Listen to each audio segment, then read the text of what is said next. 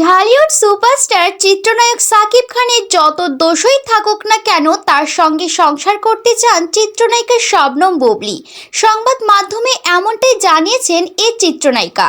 দিন শেষে চিত্রনায়ক সাকিব খানের দোষ খুঁজতে যাবেন না চিত্রনায়িকা শবনম বুবলী, বরং সেগুলো এড়িয়ে সাকিব যেভাবে চান সেভাবেই সংসার করতে চান, এমনটাই জানালেন এই অভিনেত্রী।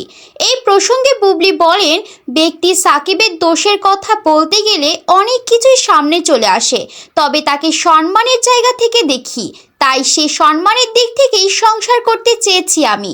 সংসার টিকিয়ে রাখতে তাই শতভাগই চেষ্টা করেছেন তিনি। এ প্রসঙ্গে বুবলী বলেন, সাকিবের পছন্দকেই সবসময় প্রাধান্য দিয়েছি।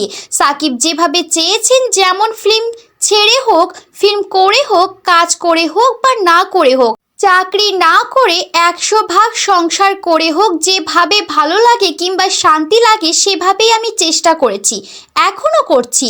বুবলী আরও জানান, আপনাকে যে সম্মান করবে আপনি তাকে সম্মান করবেন, এটাই স্বাভাবিক, কিন্তু সাকিব আমাকে অসম্মান করলেও আমি তাকে কখনোই অসম্মান করব না, কারণ দোষ আমার নয়। সংসার ভাঙার প্রসঙ্গে বুবলী জানান, মানসিকভাবে নতুন কোনো সিদ্ধান্ত সাকিব নিতে চাইলে তা নিতেই পারে, তার মানে এই নয় এজন্য আমাকে অপমান অপদস্থ করে সে সিদ্ধান্ত নিতে হবে।